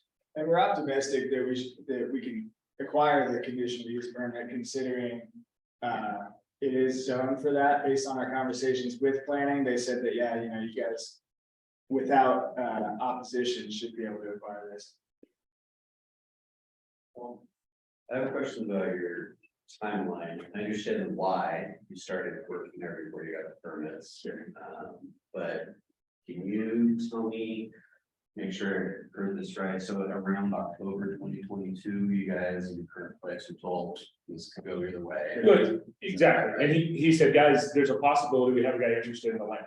Yeah. So we said, all right, well, that's when Chase opened up the initial conversation with Jerry. Well, then we started looking at how much it was gonna cost to make this development, to go in and clear this out, for him going to clear out all the trees and everything else. And at that time, I'll be very honest, we didn't have that kind of money to just spend. We've only been in business for 6 years, and we're dumping as much money as we're making right back into our companies. That's how we're growing, the pace we're growing. I mean, our equipment's incredibly expensive.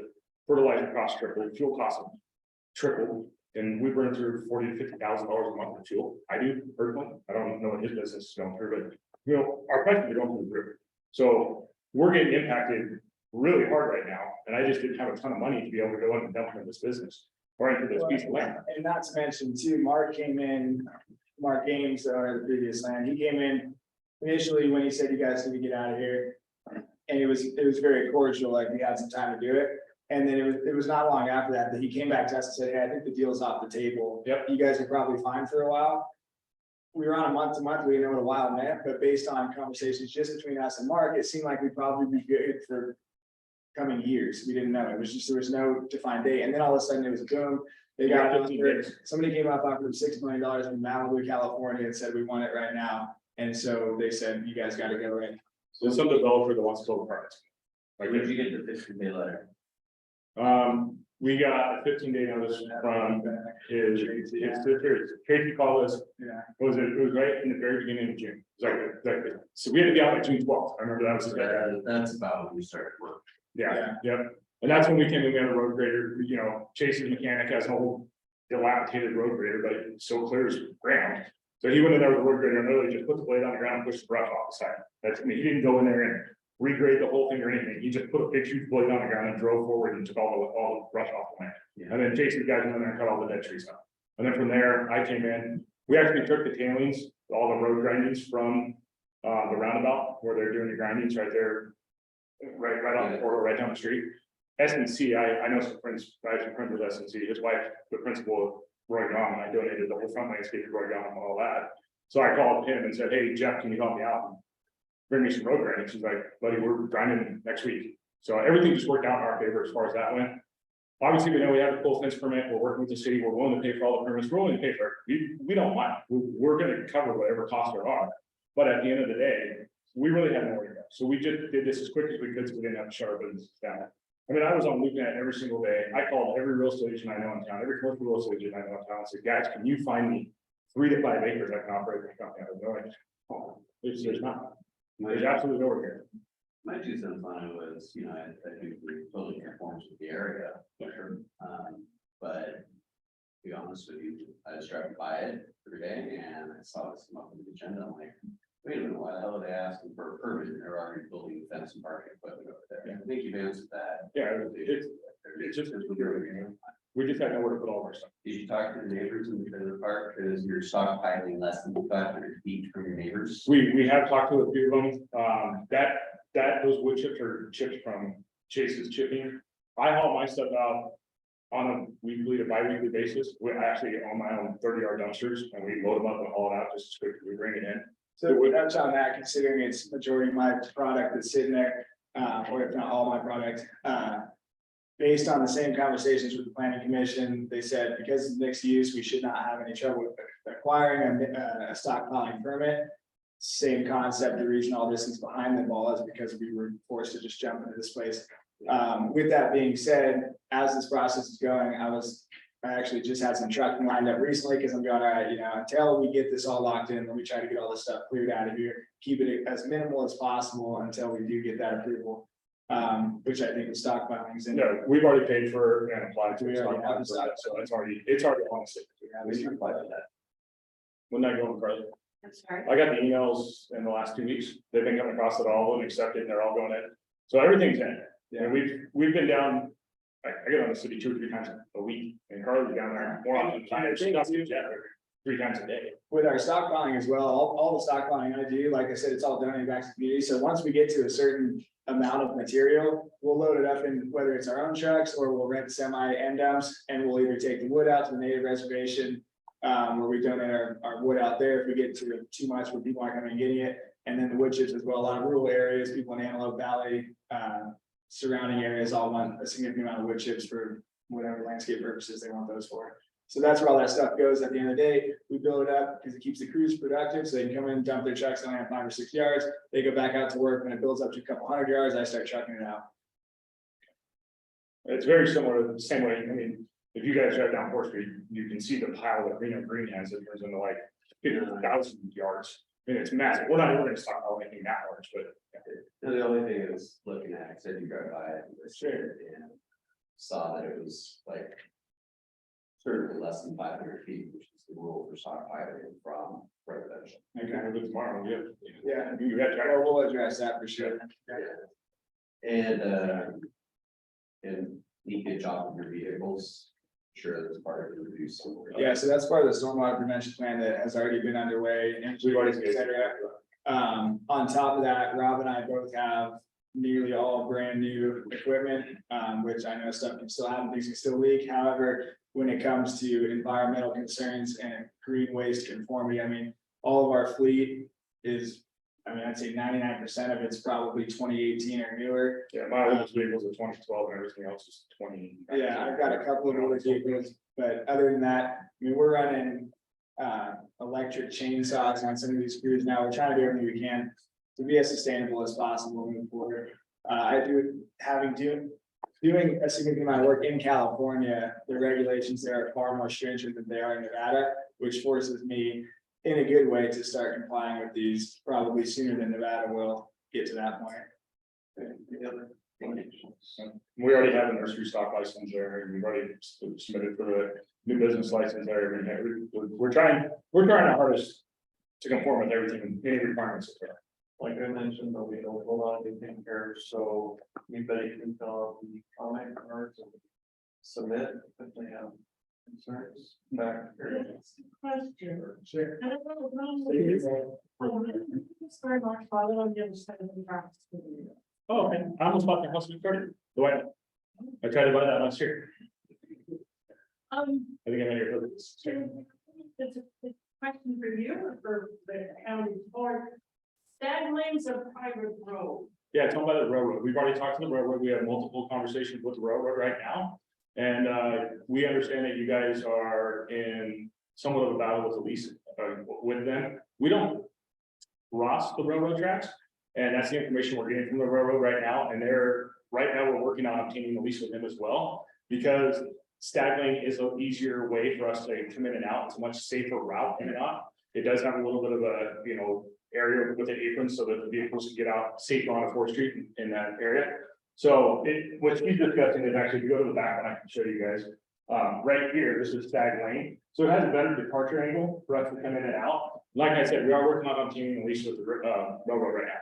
We're actually, Chase has been talking to them. Yeah, I've been speaking Well, with we've been talking to the third party company that deals with leases for Union Pacific.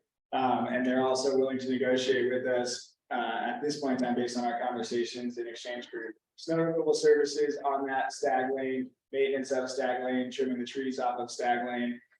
Trying to work with them as best as we can to benefit everybody in there. So this winter with it snows, we're gonna plow your street for you. We'll make sure the street, although it costs our road is nice and plowed.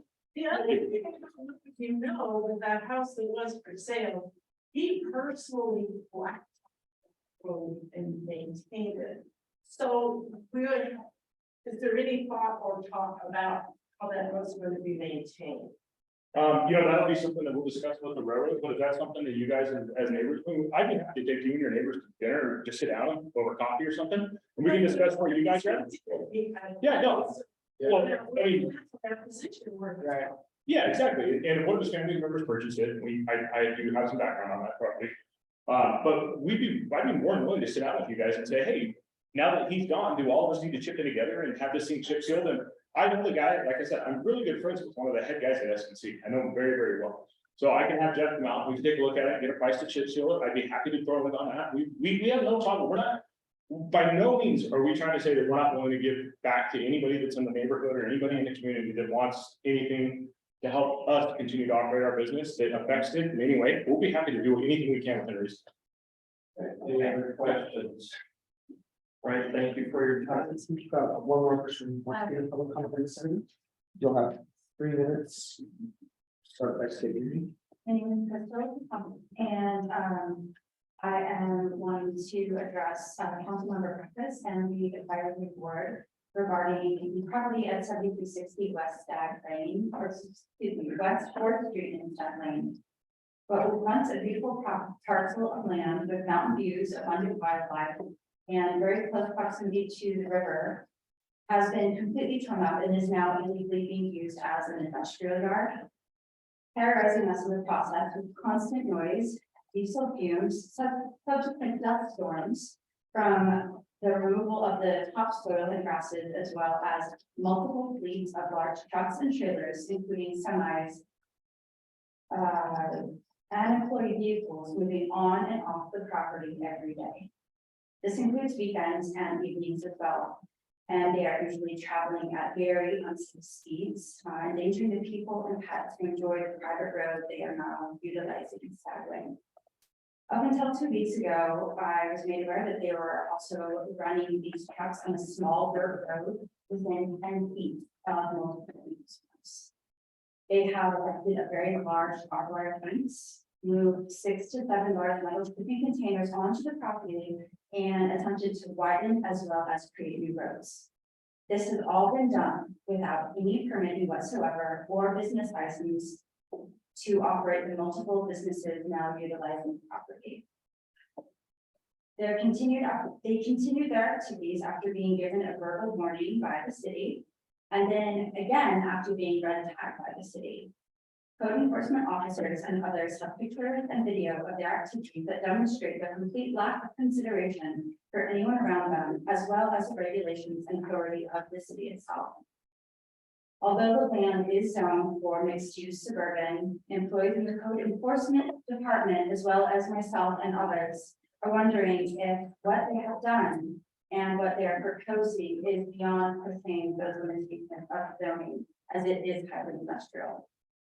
There's also great concern for the environment there, especially considering they are in such close proximity to a vital watershed.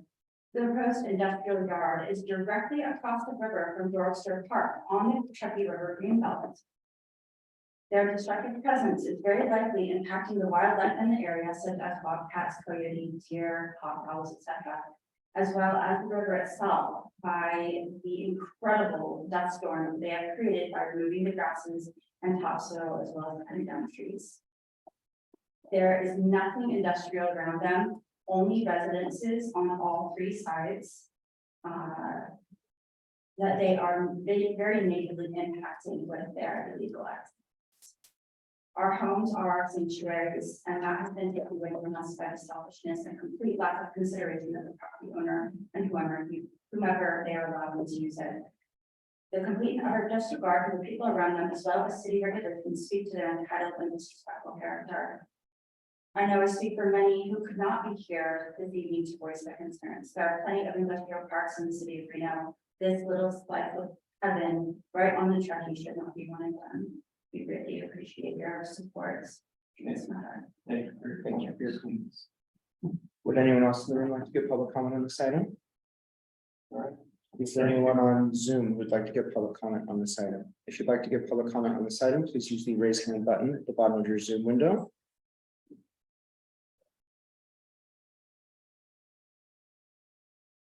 Mr. Chair, we have no further public comment on this item. All right, thank you for your time. Thank you for your opinion. Appreciate it. Sounds good for the planning commission.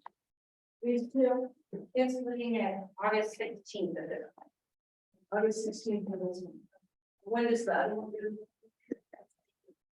August 2nd. Okay. Thank you. We're gonna move on to item C, board commission committee member report and announcements. In our last meeting, I said we're gonna, the survey for the Arlington Bridges. Being was a topic of conversation with us. So I had, what I would consider a positive conversation with RTC. I thought, like, email and say, hey, I don't know more specifically about, how we're looking for our tenants and part of the management part to do all of the parts. In addition to proposing both sides, we did for a period of 2 years. Because if you read through all this stuff, that's what they're talking about doing.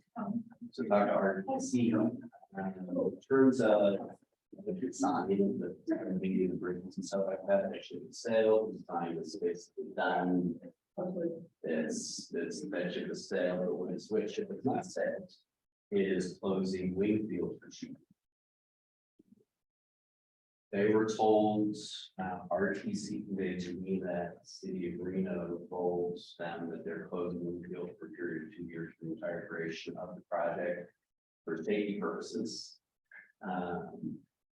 I've asked them like 3 different ways to be sure this is a city of Reno thing, and they said yes.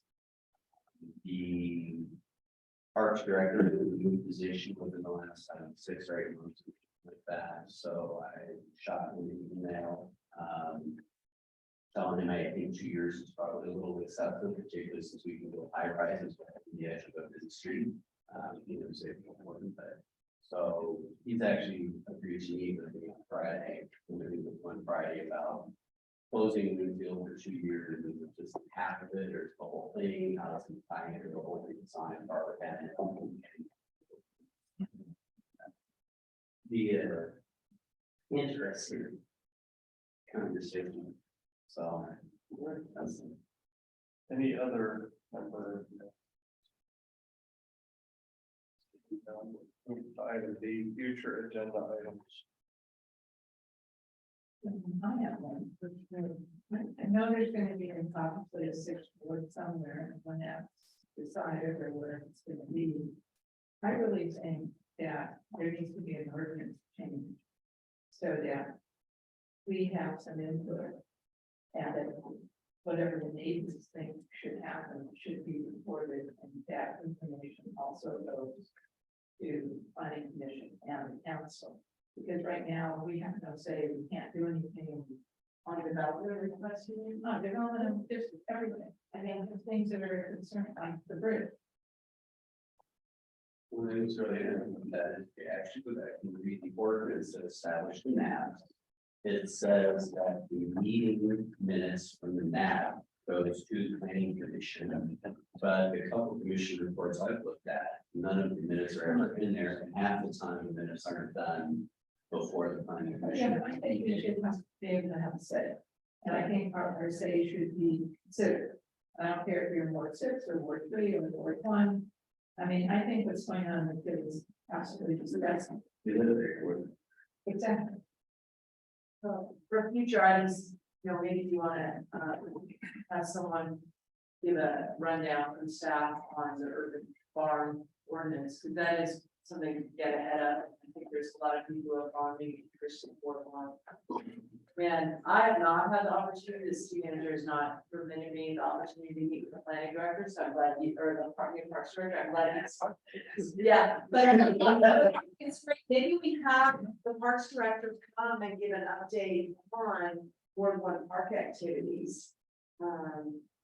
Including Barbara Bennett, because remember the consultants came and gave us the survey and the survey never showed up. And then the survey was sent out to y'all, right? No, right. Well, Yeah, it was shared, it It was, was still online. it was shared in the agenda packet, Yeah, but that's the next step, you know, if he's hearing 2 years closure, it would be good to hear what's going on with that one. I continue to hear concerns about Yuri Grove. And I'm trying to think what other Ward One park is problematic. A little bit of Idlewild issues too. so, yeah, I've noted that and I'll reach out to Nathan and see if he can come to the now. Just on this new person that's in the Parks and Recreation. He's made new rules for a lot of non-for-profits that use the park. And somebody needs to talk to him about that because it's very inconvenient. It's not working. People are upset, et cetera, et cetera. And when I called you and another council person, nobody can do that. Yeah, I mean, we set fees differently every year, but obviously you have programming in the parks too. Special events, don't really live in parks, they live somewhere else, but when they're in parks, you know, it's his department too, so let's, He needs to understand what's been going on in the history of the area. yeah, okay, well, let's see if we can get him on the agenda. I can reach out to our ACM Eric Edelstein, sorry, Assistant City Manager Eric Edelstein, who does special events as well, and see if he'd be interested in coming. I'd like to see the parks guy here. because Well, we yeah, have to be the the parks- one The setting. Parks guy also, but he's the ACM who's in charge of the Parks guy also. Let's do special events after the special event season. We've had, you know, I've been fielding some of those calls. Arlington Avenue traffic, you know, it hasn't been too much so far this year, but, we'll see, you know, I'm not seeing too much special event. Well, they're not doing it. Most of them are not. Yeah. Can I ask, what is your concern with the parks and? What's the, Yeah, not, I'm on the Parks Commission, and I don't. You know, there's a lot, for example, well, we can just pick one, I mean, one of them is like, Pops on the River, it's always been in the park. The reason it's not in the park this year is they're not allowing any alcohol of any type to be in the park. They've never had a broken glass in that park, and parks on the river, there's never been a complaint or anything else. It's that kind of stuff that's going on, and people are, it's think now you, I mean, it's just they're trying to change the rules of organizations and not profits that have been around for 30 years. Could be special events and not parks and rec.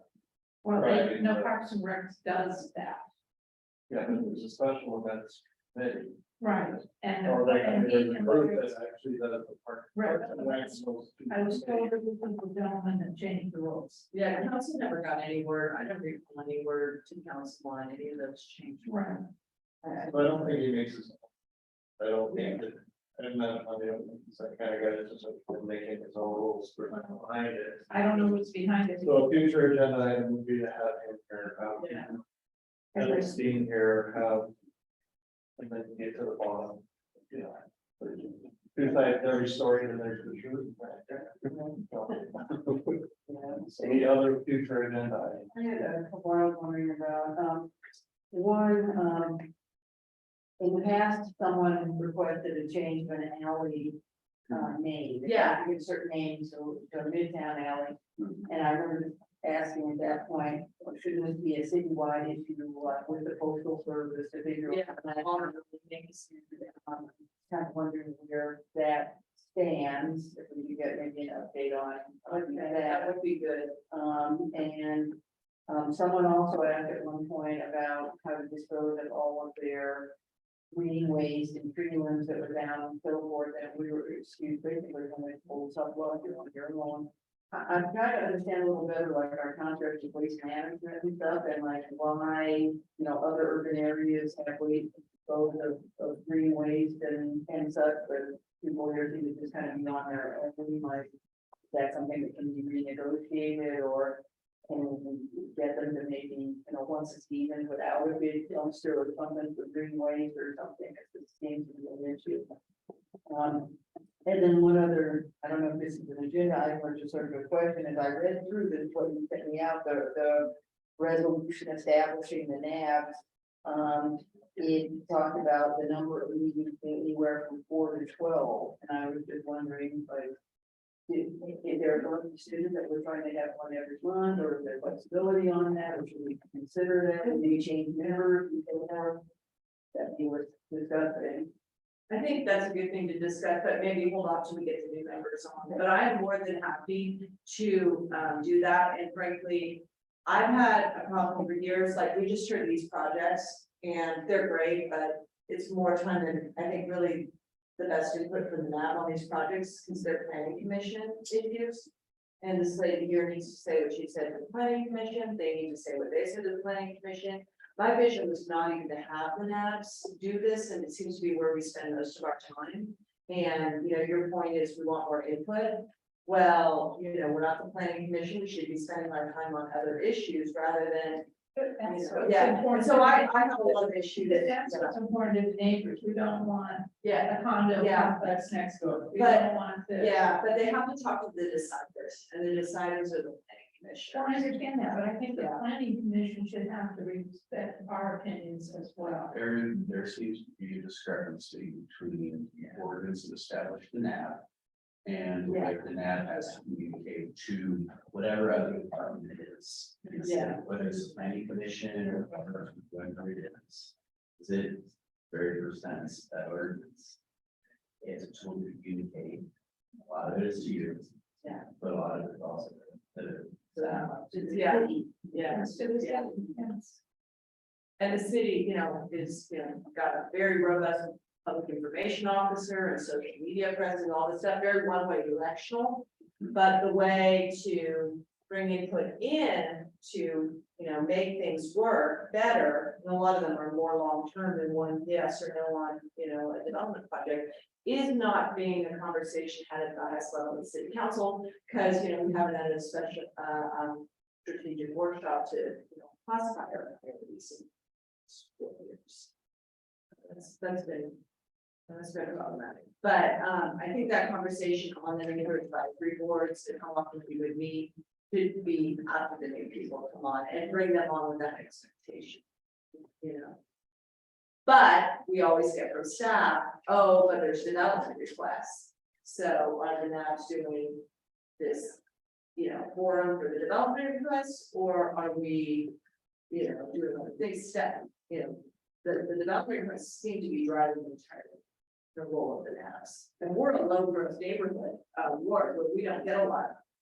I don't think we necessarily mind reviewing the development as a part of those, I think that's a lot of what people are interested in, so we're just feeling kind of like spinning our wheels, where there's nothing that we say actually has any input on the decision making process. Great conversation, but.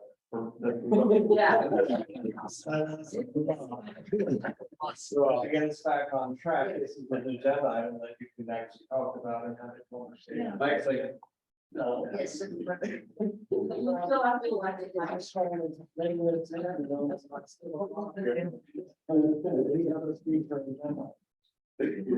got plenty.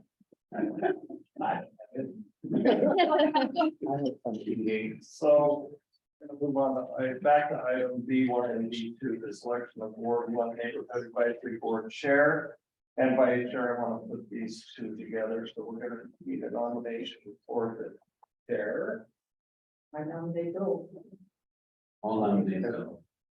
I'll second that nomination. Okay, then Vice Chair nomination, we're gonna do, I wanna nominate first. Yeah, we need to get. We're gonna nominate, so the Vice Chair, we're gonna nominate next. What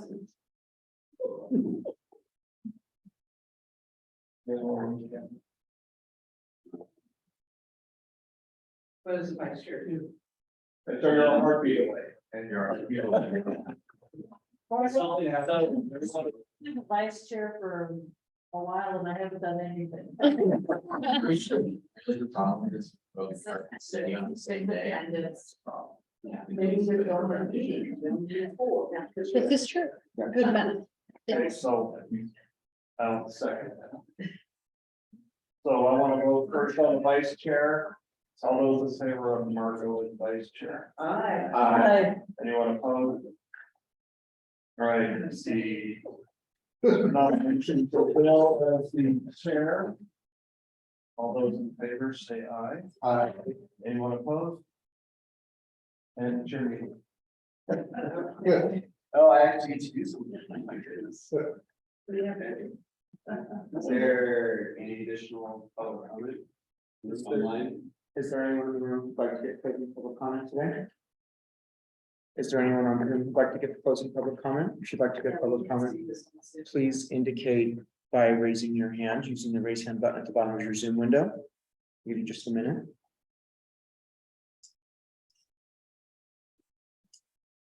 Mr. Chair, we have no public comment. Thank you. Right, could I be as my last act? Move to adjourn. Yes, any second? Those in favor? Thank you.